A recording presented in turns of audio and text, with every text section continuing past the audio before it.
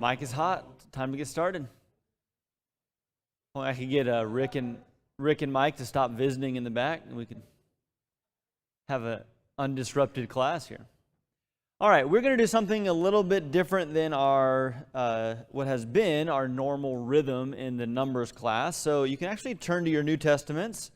If you want to start in the book of Matthew, we're going to quickly touch on some things there, and then look at a couple passages in more detail later on in the New Testament. We will be in Numbers eventually, but I wanted to spend some time, partly because we're not trying to get through as much in Numbers, really just one chapter tonight, so a little more time to work at a slower pace. And I wanted to spend some more time. We've talked about how the book of Numbers, the story of the Israelites in the wilderness, how it correlates, how there is an analogy to us and our life now with the Lord. But I wanted to dig into that a little bit more, starting with some parallels between Jesus and the story of Israel. One of the very interesting things when you open the Gospel of Matthew is how Matthew tells the story of Jesus and his early life and the beginning of his ministry in a way that parallels the story of Israel in the Pentateuch, in the Torah, which we've been studying this year. In fact, the first word of the book of Matthew, in English it says the genealogy of Jesus of Nazareth, but in Greek that word is Genesis. The first word of Matthew, of your New Testament, is about the Genesis of Jesus of Nazareth. Speaking of Genesis, there's a guy named Joseph in the book of Matthew who has several dreams. He has a dream that tells him about the baby that Mary is carrying, but then in chapter 2 in particular, Joseph has a dream which prompts him to take his family to Egypt so that they can survive. That sounds like the story of the book of Genesis and the patriarch Joseph. Okay? In fact, in that context, Matthew quotes from the book of Hosea and says that what's happening in the life of baby Jesus is to fulfill this prophecy or this statement in the book of Hosea, out of Egypt I have called my son. Now, when Hosea says that, he's talking about Israel and the Exodus story. Matthew says it's really about Jesus being called out of Egypt as a young boy. Okay? Again, parallels to the Exodus story, we have King Herod in the Gospel of Matthew killing all the boys of a certain age. And Jesus, like Moses, is saved from that slaughter. He comes out of Egypt, is raised in Galilee, but the next thing we read about him in chapter 3 is that Jesus passes through the water, similar to the Red Sea coming out of Egypt. And then immediately after passing through the water, Jesus goes where? But into the wilderness. And the wilderness is a time of testing, 40 days for Jesus, like the 40 years of the Israelites. And while he is being tested or tempted by Satan, think about the corollaries here. We've seen Israel failing time and time again in their test in the wilderness. Jesus, of course, succeeds through all of the tests by quoting Deuteronomy, which is a book about the Israelites in the wilderness, looking back on that experience. Okay? And once Jesus has been through the water, out into the wilderness, and been tested, in chapter 5, he goes up onto a mountain and preaches what we call the Sermon on the Mount, but think again about the corollaries to Mount Sinai and the going to Mount Sinai to give the law of Moses. Now Jesus is going up on a mountain as a new Moses to give a new law of a new kingdom, right? So you see the parallels there of Jesus fulfilling the story of Israel and being a new Moses in what he comes, the salvation that he comes to bring. So we've talked more so about some of these things. We then, those that are following Jesus, we are also fulfilling and living out this story of Israel in the wilderness. Going back to Egypt, the language of the New Testament is that we were slaves to sin, like the Israelites were slaves in Egypt. You can go to this passage if you want, 1 Corinthians 10. We'll read more of it in just a minute. We've already referenced it in this class. Paul analogizes our baptism into Christ to the Red Sea. He says the Israelites were baptized in the Red Sea. We were baptized. We passed through the water coming out of our slavery. And Paul says in that same passage that the Israelites had this spiritual food and drink. That's us. We, like them, maybe in a fuller way, have access to these provisions that God is giving us, particularly through Christ. Paul says that the rock, just like the rock was there in the wilderness, providing life-giving water to the Israelites, so we have Jesus, who is our rock, through whom we have received the life-giving Spirit. Okay? Think about corollaries with Acts chapter 2.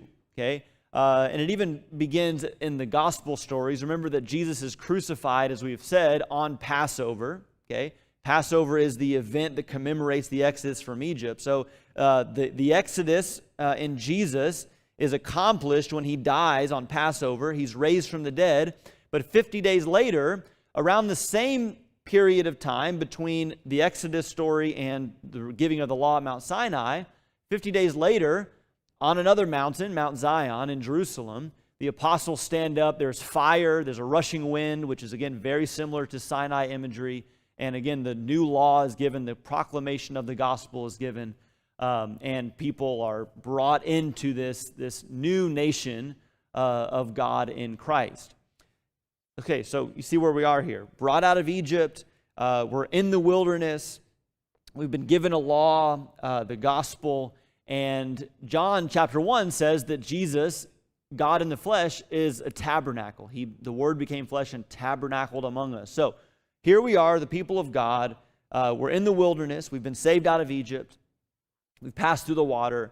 God is giving us spiritual food. He's giving us spiritual drink. Christ is with us as the rock. Christ is with us as our tabernacle, right? And again, as we've seen before, Peter uses the language of Exodus to say we are a kingdom of priests, serving the Lord, representing Him, as we wander, so to speak, in the wilderness. Okay, so with all that in mind, let's look at a couple of these passages in the New Testament that draw on this parallel. The point we've made so far is that the stories of the Israelites in the wilderness, particularly for us in this quarter, the stories of the Israelites in the book of Numbers is a picture of who we are living life now in Jesus Christ. So go back to this 1 Corinthians 10 passage that we've looked at before, and we'll remind ourselves of the lessons that Paul wants to draw from that. So in the first 5 verses, Paul has basically made the corollary that we've just made. The Israelites in the wilderness are a picture of us. So 1 Corinthians 10 and verse 6. Now these things happened as examples for us, so that we would not crave evil things as they also craved. Do not be idolaters, as some of them were, as it is written, the people sat down to eat and drink and stood up to play. Nor let us act immorally, as some of them did. And 23,000 fell in one day. Nor let us try the Lord, some of them did, and were destroyed by the serpents. Nor grumble, as some of them did, and were destroyed by the destroyer. Now these things happened to them as an example, and they were written down for our instruction, upon whom the ends of the ages have come. Therefore let him who thinks he stands take heed that he does not fall. No temptation has overtaken you, but such as is common to man, and God is faithful. God will not allow you to be tempted beyond what you are able, but with the temptation will provide the way of escape also, so that you will be able to endure it. Therefore, my beloved, flee from idolatry. Okay, big picture here. What's Paul's point? What's his main point in comparing Israel to us, or comparing us to Israel? What's the main point here?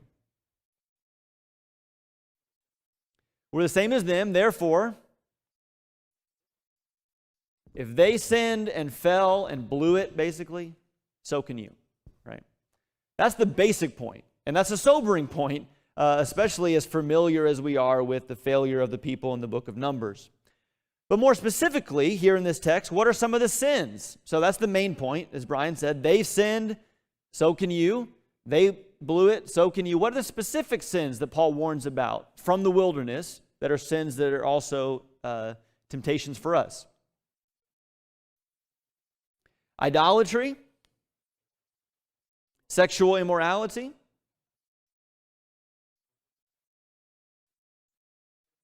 tempting Christ or testing the Lord. Yeah, I was about to say, we can't miss that one in a class on Numbers, right? Grumbling. And we're not going to do it here, but you could think through about how maybe each of these sins that Paul lists here, all of them we either have seen or will see in the book of Numbers. I wonder if they're maybe particularly like wilderness temptations, right? Sexual immorality and that temptation towards short-term pleasure in this world in which, we're having a hard time keeping our eyes downfield towards the promised land. Grumbling, we've talked about, as a particularly it's a wilderness sin because we face difficulty and adversity in the wilderness, and we're tempted to complain and lose faith in God. Okay, idolatry, again, we get distracted in the wilderness, looking around, wanting to worship and seek after the things that the world seeks after. But again, the basic point of Paul in 1 Corinthians 10 is it happened to them, it can happen to you. And there is a message we should obviously highlight in verse 13, that God is faithful. Okay, we are not alone. We are not left alone. And God is not going to allow us to be tempted beyond what we are able. So we can take comfort in that, and we can lean on Him, we can depend on Him, and we can trust in Him. But we need to be on our guard. Let he who stands take heed lest he fall. So that's one passage. And I will probably ask you this about the New Testament passages that refer to the book of Numbers. This is one in 1 Corinthians 10. The other one, which we didn't have time to get to last week, is in Hebrews chapter 3. So go there. We'll spend a few minutes there before we do get back into the book of Numbers. But Hebrews chapter 3, to me, this is a critical passage for understanding and appreciating the value of the stories in the book of Numbers. Hebrews chapter 3, I'll just start in verse 1. We'll read a little bit, talk about it, read a little bit. Hebrews chapter 3 and verse 1. Therefore, holy brethren, partakers of a heavenly calling, consider Jesus, the apostle and high priest of our confession. He was faithful to him who appointed him, as Moses also was in all his house. By the way, that's a reference to Numbers 12, where God says of Moses, he is faithful in my house. The Hebrew writer is quoting that and saying Jesus is even greater than Moses because he is over the house of God, not just faithful in it. Verse 3, he has been counted worthy of more glory than Moses by just so much as the builder of the house has more honor than the house. For every house is built by someone, but the builder of all things is God. Verse 5, now Moses was faithful in all his house, there's that phrase, as a servant, for a testimony of those things which were to be spoken later. But Christ was faithful as a son over his house, whose house we are, if we hold fast our confidence and the boast of our hope firm till the end. Okay, so again, Jesus is a new and greater Moses. But look at verse 7. If Jesus is our Moses, that means we're the Israelites in the wilderness, as we've already said. So verse 7, therefore, just as the Holy Spirit says, and this is a quotation from Psalm 95, today if you hear his voice, do not harden your hearts as when they provoked me. Who's they? As in the day of trial in the wilderness, where your fathers tried me by testing me, and I saw my works for 40 years. Therefore I was angry with this generation and said, they always go astray in their heart, and they did not know my ways.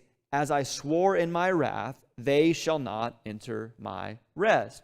So again, Psalm 95 is looking back on the wilderness generation and saying, they failed, right? Don't be like them. Don't harden your hearts as the wilderness generation did. And because they hardened their hearts and did not know God and did not trust him, what happened? They died in the wilderness. And as I swore in my wrath, verse 11, quoting from Psalm 95, they shall not enter my rest. So here's what the Hebrew writer wants to say about that. Verse 12 of Hebrews 3, take care, brethren, that there not be in any of you an evil, unbelieving heart that falls away from the living God.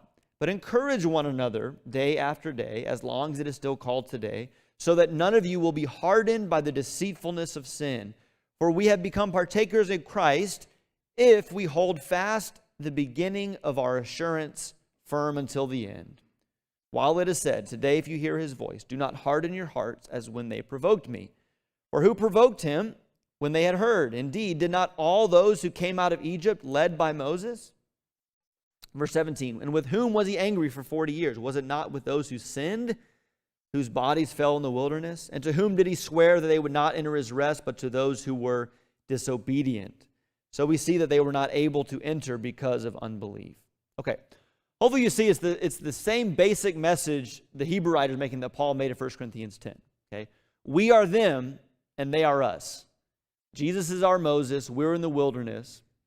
What happened to them?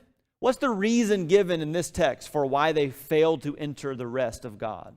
Why did the wilderness generation fail, according to Hebrews 3? Hardened hearts. What else?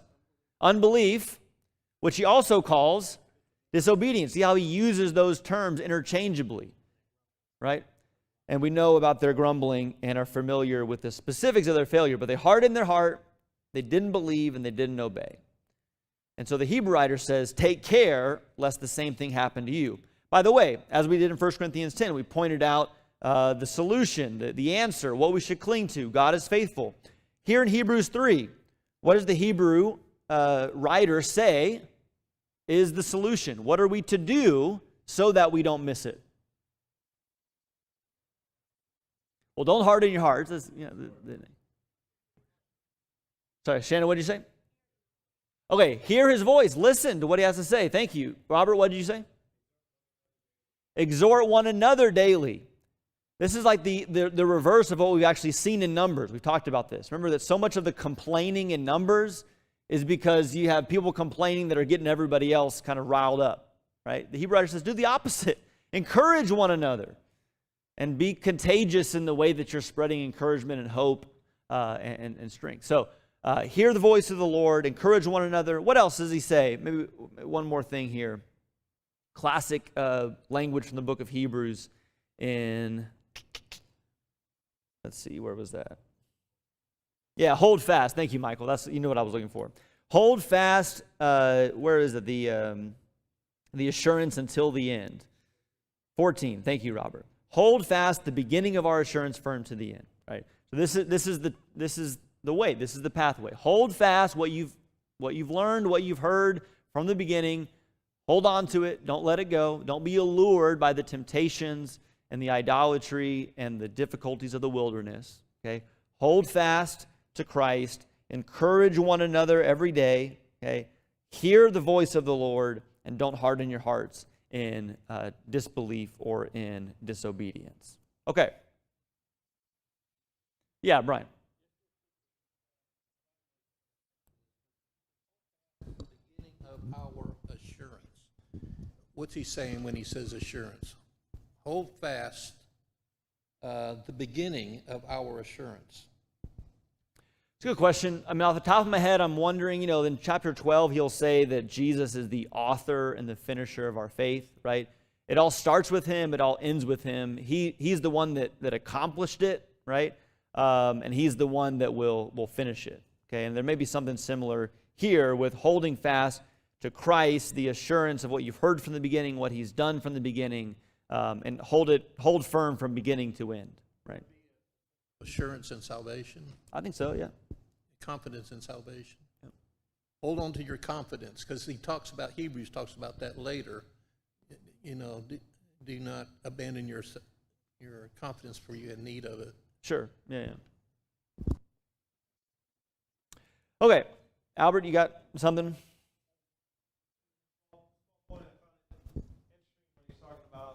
Your fathers disobeyed, and they always, it's a group mention, but when he gets into instructions, it's hit me that so I have to remember my responsibility as me as a contributor to the family, and it's not all of us. We're not going to get graded, and if we have an overall average score of, then we get to go. It's us individually, and then coming together collectively and being obedient. Cool. Thank you, Albert. All right, let's go back to Numbers. And you can be making your way to Numbers 21.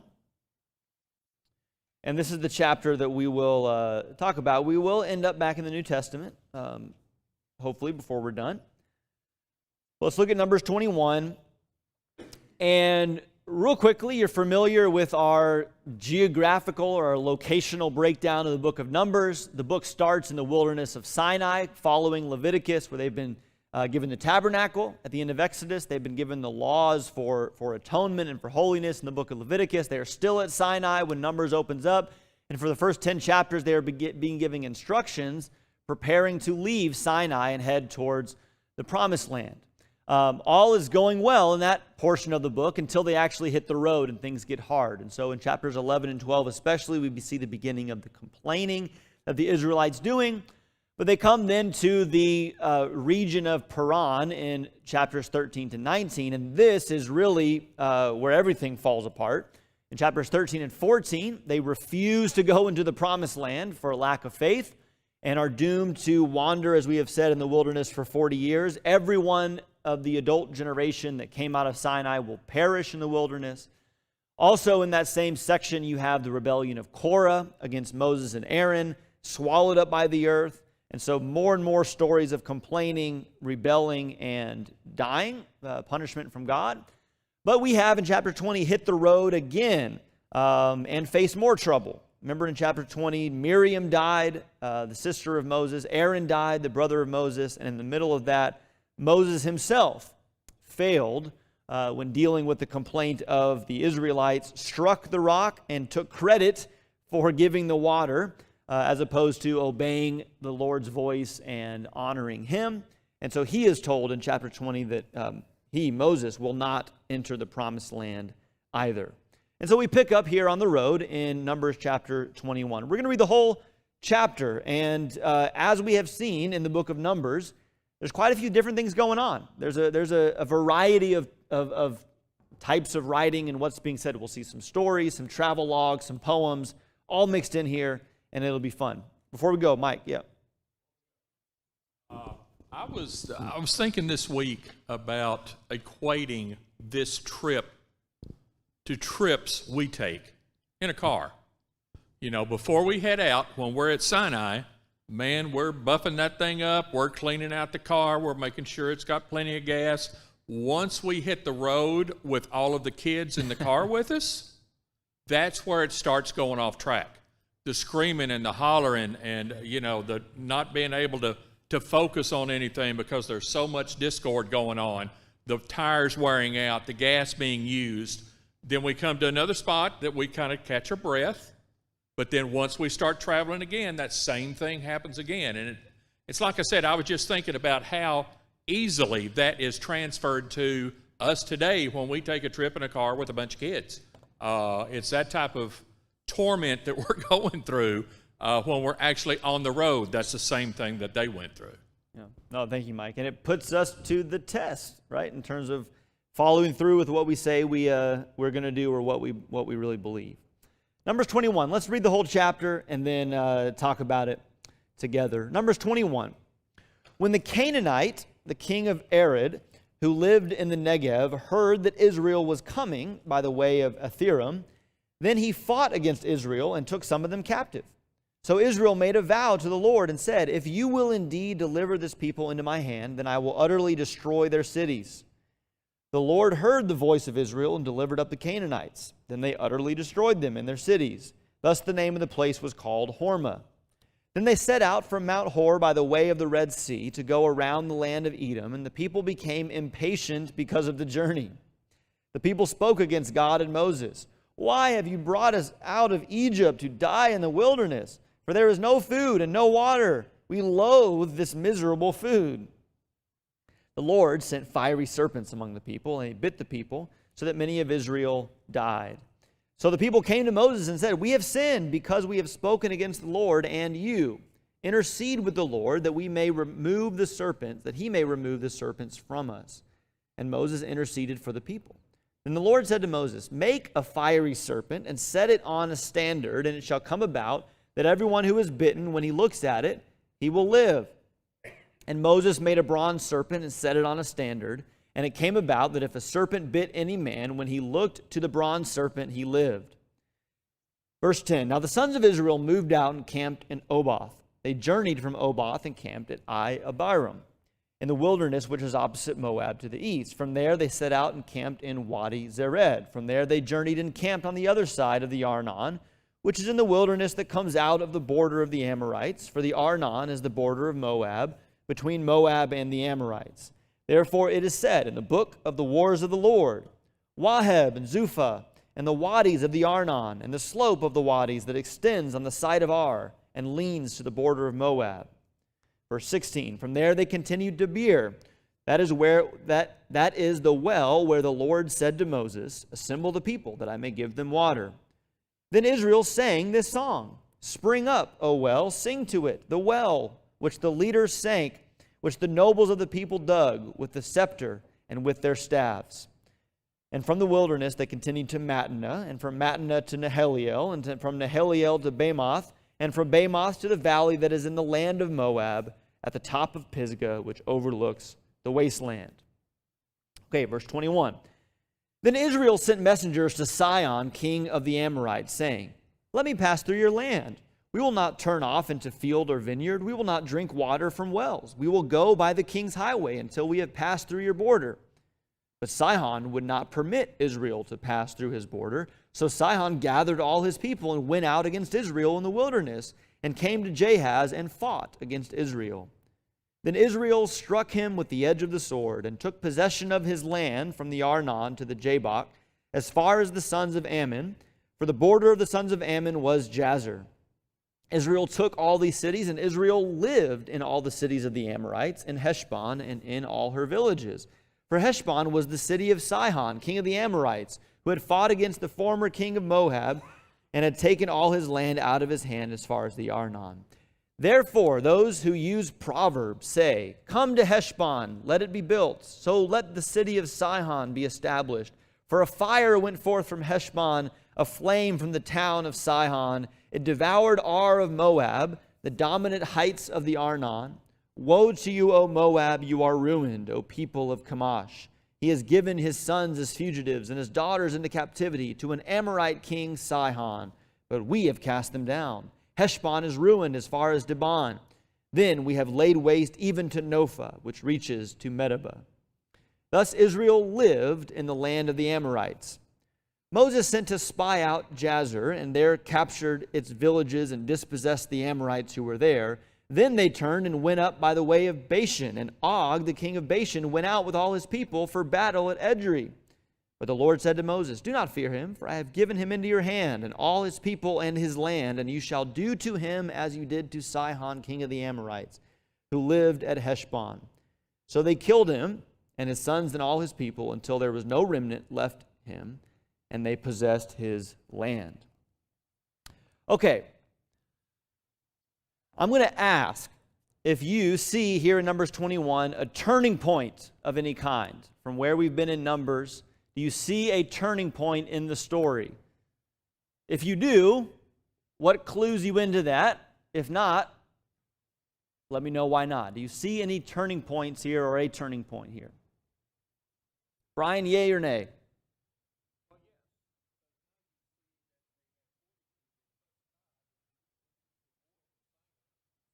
And what's the other king's name?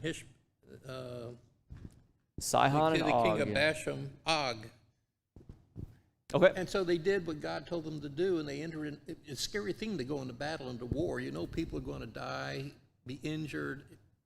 It's difficult, but they trusted God this time and did what he said, and they received the lands as a reward.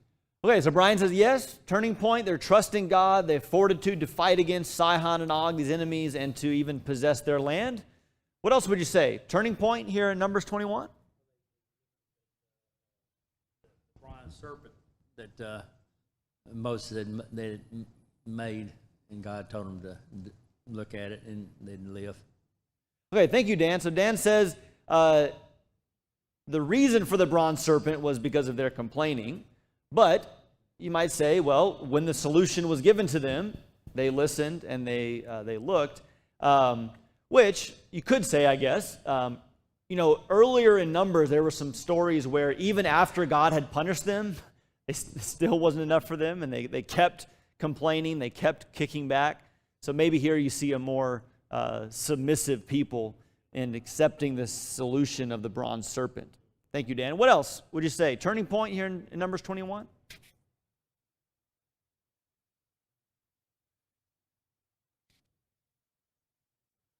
Michael? They remembered this well where God gave them water. They remembered Moses saying, gather the people together so that I may give them water. And they sang a song about it, about the well, God's Thank you. provision. No, thank you, Michael. You could tell as we were reading, we're in the weeds here of Numbers, okay, with where they went from place to place to place to place, and these little poems and songs that are dropped in to say this is what they sang when this happened at this place. And as Michael says, there's a song of praise, just a few lines in verses 17 and 18 dropped in where they praised God for giving him water in the wilderness, okay, which again is a little bit of a different picture than what we have seen other times when either they didn't have water or even after God had given them water. Robert? They actually had a taste of what it's like to live in the house for the first time since they left Egypt. They're tasting it, right? They're on the doorstep here. I think all of this is right. I do think there is more happening here in chapter 21. And again, I should complete that sentence. More happening here in chapter 21 that shows us trust and obedience on the part of the people. We're not really told like when exactly the first generation died out and when the second one, is fully grown, but maybe we're seeing that transition taking place here. I don't know. Okay. But again, don't forget, the reason why we spent 20 minutes at the beginning of class talking about Jesus as Moses and us as the people of God wandering through the wilderness. You read this and there are lessons to be learned. And as we see them begin to succeed to some degree, there are lessons that we can learn for us in the wilderness. So there's actually 3 victories in this chapter, all from enemies who attack them, and they have to play defense. So in verses 1 to 3, they are attacked by the Canaanites, and it looks bad at first. They have Israelites taken captive, and yet they vow to the Lord, if you give us the victory, we will devote our enemies to destruction. And that's what they do. God gives them the victory, and they devote the enemy to destruction. By the way, the victory, it says in verse 3, is at a place that's called Hormah. Back in chapter 14, at the end of the story where they refused to go into the promised land, remember at the very end they said, oh wait, no, now we'll go. And they tried to go without God's help to conquer the land. And it says they were driven back as far as Hormah. So this is the very spot where they were defeated because God was not with them in chapter 14. Here they are winning a victory because God gives them the victory. You do have another complaint. We'll see the chart one more time here in a minute. It is the 7th of 7 complaints that we've seen in the book of Numbers. The result of that complaint is the fiery serpents. We'll talk more about that in a little bit. God has Moses set up the bronze serpent. They look at it and they are delivered. You get this travel log in verses 10 to 20, as we said. And as Michael pointed out, I do think that the song of verse 17 and 18 especially, okay, maybe the lesson for us is keep singing, right? The more we sing, it'll make life in the wilderness that much easier. It will help keep our eyes focused on the Lord. But they sing songs of praise when God gives them a blessing. And again, instead of complaining about what we don't have, let's sing songs of praise and gratitude to God for what we do have. And you see some of that going on, which we haven't seen much of it up to this point in Numbers. And then, as Brian mentioned, we have in verses 21 to 35, the defeat of Sihon and Og. This is a big deal. If you just Googled or did your Bible search for Sihon or for Og, you'll see that like in half a dozen or more Old Testament passages, these stories are remembered. And God is praised because he's the one that defeated Sihon and Og. And it's like, hey, remember when we beat Sihon and Og? I was thinking about it. It may be a little bit like their Lexington and Concord, right? I mean, these are like the first 2 battles that they get to, as Brian said, defeat the enemies and then live in their houses and live on their land. So it's kind of interesting because they, you can easily pass over in the book of Numbers, but all throughout their history, they're like, yeah, remember Sihon and Og, how awesome that was. But it is significant because it is, for one, it is again, these first battles in which they defeat enemies and live in the land. Also, and I didn't write it down, but there's some reference to Og later on in the Old Testament. Deuteronomy 3:11 says that he was a remnant of the Rephaim, the race of giants. His bed was a bed of iron, and it was 9 cubits in length and 4 cubits in breadth. So that's another reason to remember the defeat of Og, because he was a big guy. Brian? I just want to make the observation that I think is significant in that they did not pass through or war with Ammon and Moab. That's right. Yeah. They're brothers from. Yeah, the relatives going back through Lot. We will see what happens with Moab in the next several chapters. But yes, God does protect Edom and Moab and Ammon at this point at least because of that relationship, really going back to Abraham. Okay. All right. Real quick, because I want to get to the last thing and maybe the most important thing for tonight. We finished off this kind of set of 7 complaints in the book of Numbers. And this last one, I'm on the right side here, the fiery serpents does seem to match up with the first of the complaints back in chapter 11 where God sent fire in the camp because they were complaining about various misfortunes. The one we saw in chapter 20 last time where Moses struck the rock, you could match that up with the other complaint in Numbers chapter 11. Maybe particularly in the way that Moses handles it. Moses does seem to complain to God in that story in chapter 11 more so than other stories.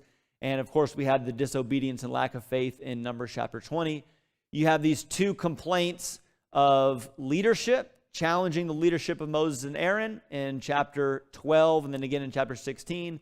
And then again, right in the middle, the story may be structured here to highlight this as the central chief failure of the people, to distrust and not take the promised land. Okay, but those are the 7 complaints in the book of Numbers.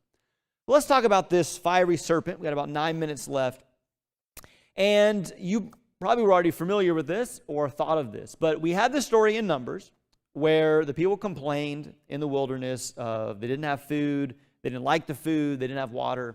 God sent fiery serpents among them, and they were bitten and dying because of that. They cried out to the Lord, and so God had Moses set a bronze serpent in the midst of them. They looked at it, and they would be healed, and they would live.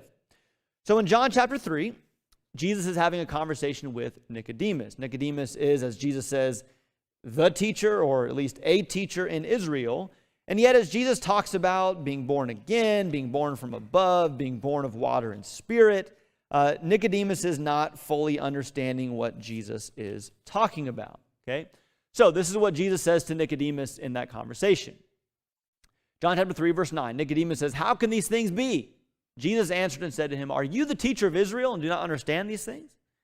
Truly, truly, I say to you, we speak of what we know, we testify of what we have seen, and you do not accept our testimony. If I told you earthly things and you did not believe, how will you believe if I tell you heavenly things? No one has ascended into heaven, but he who has descended from heaven, the Son of Man." Verse 14, "As Moses lifted up the serpent in the wilderness, even so must the Son of Man be lifted up, so that whoever believes will in him have eternal life." So Jesus is here kind of rebuking Nicodemus for failing to understand these things, and maybe particularly failing to understand the earthly things that point ultimately to heavenly things, right? But he tells him that he, the Son of Man, is the one who is from heaven, and he has come to make these things known, okay? But he gives Nicodemus a witness, a testimony of sorts, and says, when you see this happen, then you'll know what I'm talking about, okay? And the sign, he says, is that just as Moses lifted up the serpent in the wilderness, so the Son of Man will be lifted up, of course, referring to his crucifixion, hanging on a tree that would be lifted up in his death. Just like Moses lifted up that serpent, so the Son of Man will be lifted up so that whoever believes will in him have eternal life. So here's what I want us to talk about. We're talking about life in the wilderness as the people of God. Jesus says that his crucifixion, the cross, is the bronze serpent providing life even in the wilderness to those who will look to him. So what does that mean for us? How is the cross our source of life in the wilderness? I'll talk about this for a little bit. I know we're running out of time here, but we got time to do this. So take a couple minutes and talk with each other. How is the cross, use what Jesus is saying here and what we read in Numbers, how is the cross our source of life as the people of God in the wilderness. Talk about that for a couple minutes, and we'll share out before we're done. All right, I hear a lot of good conversation. Let's share out here. What are y'all talking about in terms of the cross as a source of life in the wilderness here?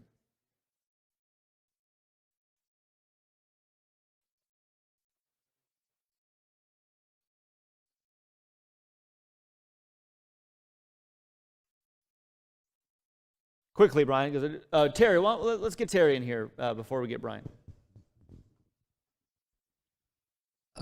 We always talk about patterns or copies of things. The serpent was the copy that it looked forward to Christ. For those who look to Christ are saved. Those who looked upon the serpent were saved from those the bites that they suffered. So that's that part of it. Thank you, Terry. Looking to the Christ as we look to the serpent, a copy of the true thing. Mike?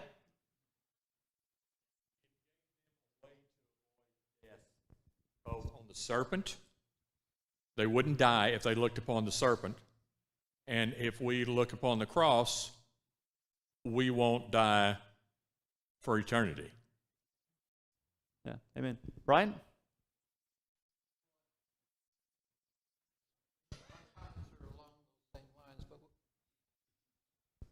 What we have in the wilderness is the people sinned, and as a result of their sin, they suffered death because of the snakes that God sent into the camp.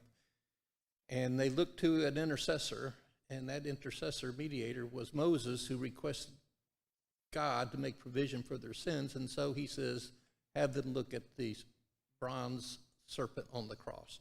And when they looked at it, they were saved. And now we ourselves have been bitten by the snake, if you will, Satan. We have the venom of sin coursing through our spirit. And we have an intercessor, Christ, who saves us from our sins. And we were told we can look to the cross, but what they're really saying is obey. Like the people in the wilderness obeyed. They heard the word, they obeyed, they believed it, and they were saved by doing what God told them. And that's what happened here when we look to Christ. And I also think of it as a representation of baptism, because we're very often accused in the church of preaching a false gospel of salvation by baptism only. And I would answer no more, no less than they had salvation in the wilderness by serpent gazing only. They heard, they believed, they obeyed, and they were saved. Thank you, Brian. Ian, you may have the last word here.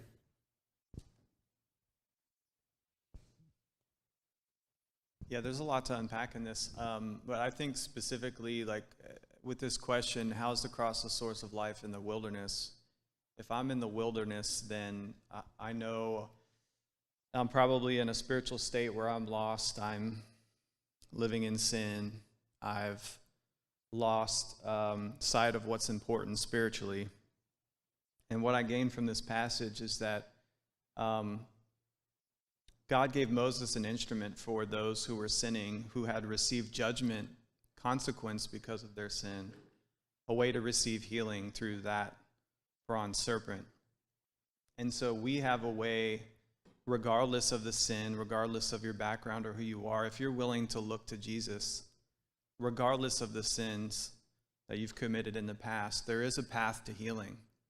And so this is just that first initial step that God is offering us to come back to him and to work our way out of the wilderness, as we'll see will happen, and into God's promises. Thank you, Ian. All right, very good. We'll pick up Numbers 22 on next Wednesday. Thank you, guys.